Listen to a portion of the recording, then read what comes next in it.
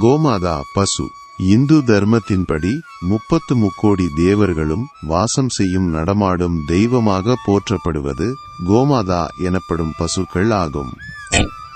இத்தகைய தெய்வீக சக்தி வாய்ந்த பசுக்களை ஒருபோதும் காலால் மிதிக்கவோ அல்லது எட்டி உதைக்கவோ கூடாது என்று சாஸ்திரங்கள் மிக கடுமையாக எச்சரிக்கின்றன. தெரியாமல் லேசாக கால் பட்டால் கூட உடனடியாக பசுவை தொட்டு வணங்கி மன்னிப்பு கேட்பது நம் மரபு.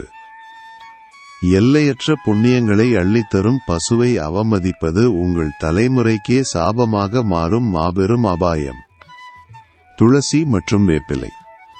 மகாலட்சுமியின் நேரடி சொரூபமாக திகழும் துளசி செடியையும் மாரியம்மனின் அம்சமாக போற்றப்படும் வேப்பிலைகளையும் காலால் மிதிப்பது மன்னிக்க முடியாத மாபெரும் குற்றமாகும்.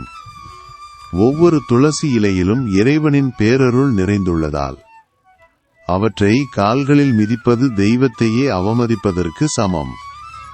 தெய்வீக விருட்சங்களின் மீது கால் வைத்தால் வீட்டில் உள்ள சுபிக்ஷம் மாயமாகிவிடும் என்பதை உணர்ந்து செயல்படுங்கள். இயற்கை அன்னையை போற்றுபவர்களை மட்டுமே அதிர்ஷ்ட தேவதை அரவணைப்பாள். உணவு மற்றும் உப்பு. மனித வாழ்வின் ஆதாரமான உணவை அன்னபூரணி தேவியின் பிரசாதமாக கருதுவதே நம் ஆன்மீக நெறியாகும். குறிப்பாக மகாலட்சுமியின் அம்சமான உப்பின் மீது தவறிக்கூட கால் வைத்து விடாதீர்கள். இது வீட்டில் கொடிய பொருளாதார வீழ்ச்சியையும் வறுமையையும் உண்டாக்கும் வல்லமை கொண்டது.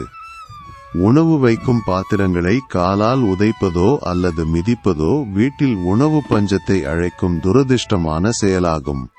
சோற்றுக்கே கையேந்தும் நிலையை தவிர்க்க உணவை தெய்வமாக வழிபடுங்கள்.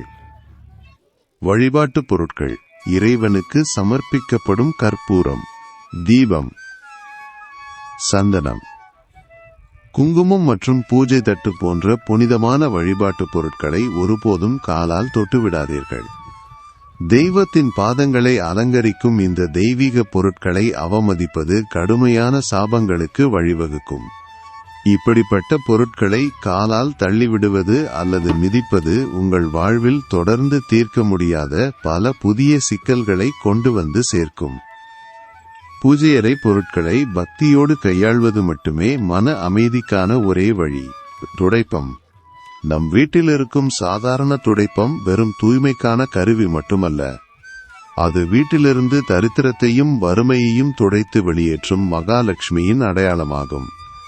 வீட்டை சுத்தமாக வைத்திருக்க உதவும் இந்த துடைப்பத்தை காலால் எட்டி உதைப்பதோ அல்லது மிதிப்பதோ வீட்டில் செல்வ வளத்தை தடுத்து நிறுத்தும் என்று சாஸ்திரங்கள் ஆணித்தரமாக கூறுகின்றன. துடைப்பத்திற்கு உரிய மரியாதை அளிக்கும் இல்லங்களில் மட்டுமே என்றென்றும் வற்றாத செல்வம் தங்கியிருக்கும் ஒரு ஆன்மீக ரகசியம்.